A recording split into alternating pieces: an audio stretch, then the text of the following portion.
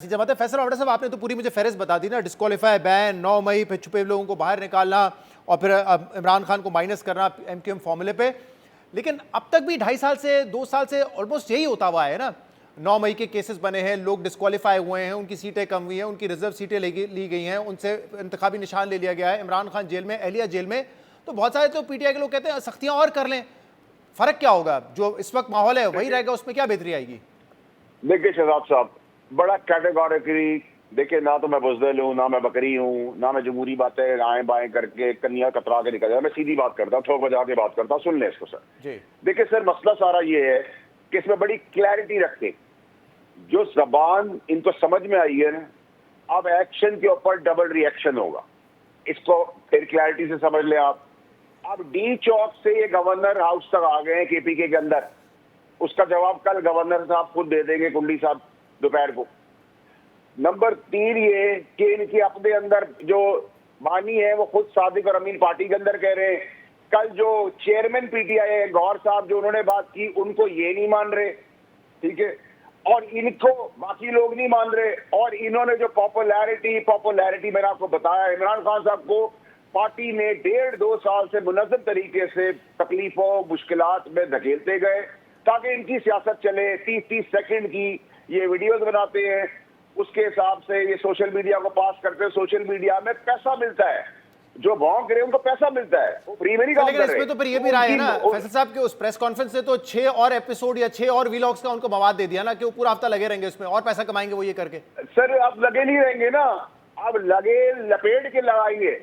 अब आप देखते जाए, -1 यहाँ पड़ा हुआ है, -1 नहीं acceptable, completely PTI minus, ban पड़ा हुआ है, डिस्क्वालिफिकेशन पड़ी हुई है, केसेस के मफरू भगौड़े पड़े हुए हैं। और ये सब करने से आपके ख्याल में फिर इवेंचुअली क्या होगा? क्योंकि जैसे आप ही की बात को कोट करते हुए आपने कहा था इस मुल्क में अब तरमीम होगी। तो जो आप बता रहे हैं कि माइनस से इमरान खान नहीं हुआ तो पीटीआई खत्म, पार्टी पे बैन, डिस्क्वालिफिकेशन, तो उसके बाद इस्तेकाम आ जाएगा और तरक्की की तरफ हम आगे बढ़ जाएंगे, ये फॉर्मूला है? तरक्की तो पीर से शुरू हो जाएगी। तरक्की का जो सारा दारोमदार है वो अल्लाह ने असबाब और वसीला हमें फील्ड मार्शल की शक्ल में दे दी है।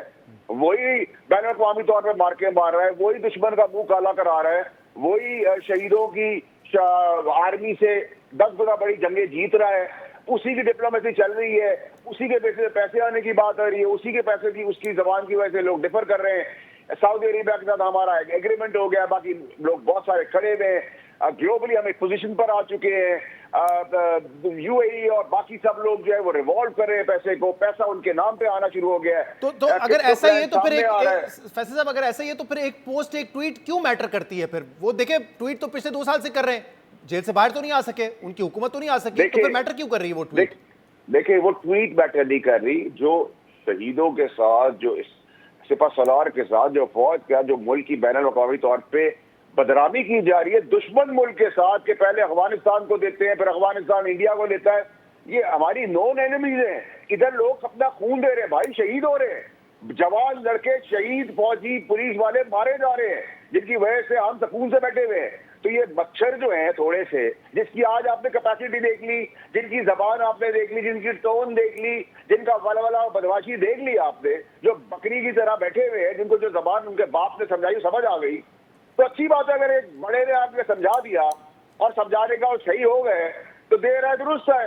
अब इससे आगे फिर से कोई ड्रामेबाजी, कोई बदमाशी, गुंडागर्दी की तो हम आपको बताएंगे, फिर डबल बदमाशी होगी, फिर आपको बताएंगे कि किस तरीके से आइन और कानूनी तौर पर निपटा जाता है और रियासत और सियासत मिलकर फिर क्या करती है। तो आपको तो बड़ी क्लैरिटी से बता दिया। जो कुछ दाम मैंने आगे लिए हैं उनका भी आप देखेंगे। और अभी आपको एक और बात बताने जा रहा हूँ कि इनमें बहुत सारे आज मुखबर है और बहुत सारे वैसे ही सरेंडर कर चुके हैं इस 18 घंटे के अंदर। DGICR की प्रेस और आज के दिन तक बहुत सारे तो सरेंडर कर चुके हैं। मैं आपको खोल के लिस्ट तो नहीं दिखा सकता क्योंकि वो तरीकेकार होता है कि आप किसी की बात हमेशा रखते हैं। मुझे मुस्तफा साहब जरा आगे बताइएगा, क्योंकि आप तो एक बहुत आइडियलिस्टिक बात कर रहे हैं नेशनल डायलॉग की, और ये मैं कर्से से सुन रहे हैं। देखो उस हवाले से तो माहौल पैदा नहीं हो रहा, चाहे आप जितना भी कहें। देखिए रास्ता वही है, रास्ता बेशक वही हो, लेकिन वहाँ जाने के लिए कोई तैयार नहीं है।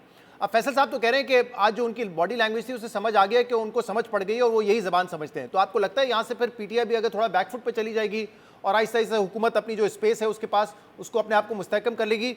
यही होगा अगर डायलॉग नहीं होगा, या आपको लग रहा है कि नहीं मामला और तनाव की तरफ ही जाएगा? लेकिन जहां तक तहरीक इंसाफ का ताल्लुक है तो उनकी मिसाल तो ऐसे कि एक शख्स बारिश में खड़ा भीग रहा हो और आप उसके कहें कि हम तुम्हारे ऊपर एक पानी की बाल्टी और फेंक दें, तो उन्होंने जितनी सख्तियां बर्दाश्त करनी थी, दीगर उनकी जमात के जेल में है, उनकी एहलिया जेल में है, दीगर उनकी जमात के रहनुमा जेल में है, कारकुनान सख्तियां बर्दाश्त कर रहे हैं, जमात के पास इंतखाबी निशान मौजूद नहीं है, जमात का स्ट्रक्चर इलेक्शन कमीशन मानने को तैयार नहीं है, गिरफ्तारियां रोजमर्रा का मामूल है, तो और क्या करेंगे उनके साथ, और फिर इसका फायदा क्या है? देखिए, अगर लेकिन हम इसमें एक चीज मुस्तफा साहब, क्योंकि अगर आप इस चीज के ख्वाहिशमंद हैं कि देखें डायलॉग हो, तो आप तो इस वक्त जो आपकी जो ये पूरी तहरीक है उसमें तो पीटीआई आपके साथ है ना, पहले आप वहां तो समझाएं ना। अगर आप यही अचीव करने में नाकाम है कि इमरान खान थोड़ा सा ठंडा करें माहौल को, या इस किस्म के ट्वीट ना करें बराह रास्त तनकीद करने वाले, ताकि एक माहौल साजगार हो, अगर आप वो नहीं कर सकते मुस्तफा साहब, तो आप फिर दूसरी साइड को कैसे मनवाएंगे और कैसे उस पेज पे लेकर आएंगे? ये बात आपकी सही है। इसीलिए देखिए, इमरान खान साहब के साथ जो मुलाकातों की पाबंदी का सिलसिला है कि उसके अंदर उनको अगर सियासतदानों से मिलने दिया जाए, अगर तहरीके तहफ़्फ़ुज़ आइन के लोगों से मिलने दिया जाए, तो वहां पर बैठकर एक गुफ्तो शनीद का सिलसिला और दरवाजा खोला जा सकता है कि जिसमें हम ये बात कर सकते हैं कि हमें एक नेशनल डायलॉग करने के लिए कुछ अर्सा एक कंडीसिव एनवायरनमेंट बनानी होगी। लेकिन उस कंडीसिव एनवायरनमेंट को बनाने की जो ज्यादा जिम्मेदारी है वो हुकूमत पर आयद होती है, क्योंकि हुकूमत के पास ताकत भी है। अगर ताकत का बेजा इस्तेमाल होता रहेगा, उनसे मुलाकातों के ऊपर पाबंदी रहेगी, सख्तियां रहेंगी, उनकी बहनों को सड़कों के ऊपर घसीटा जाएगा, तो फिर उनकी पास भी स्पेस कम रह जाती है। तो इसको भी अप्रिशिएट करना पड़ेगा।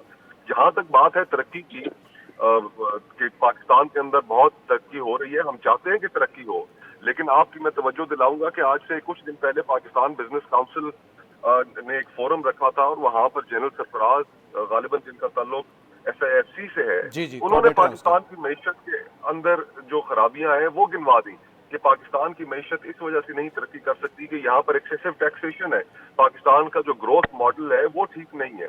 IMF की रिपोर्ट अभी आपके सामने आई, उस IMF की रिपोर्ट के अंदर क्या कहा गया कि यही हमारी मईशत जो आज 2.5% पे तरक्की कर रही है, ये 6.5% पे तरक्की करेगी, यानी कि 4% का इसमें फर्क आ सकता है अगर हम सिर्फ करप्शन और मिस गवर्नेंस खत्म कर दें। तो इस वक्त भी IMF जिससे हम कर्जा ले रहे हैं, जो उसने जो रिपोर्ट जारी की है, उसके मुताबिक पाकिस्तान में 5 से 6 हजार रुपए की 5 से 6 हजार अरब रुपए की करप्शन हो रही है। तो हमारे जो चैलेंजेस है इंडिया के साथ हमारा कोई शक नहीं।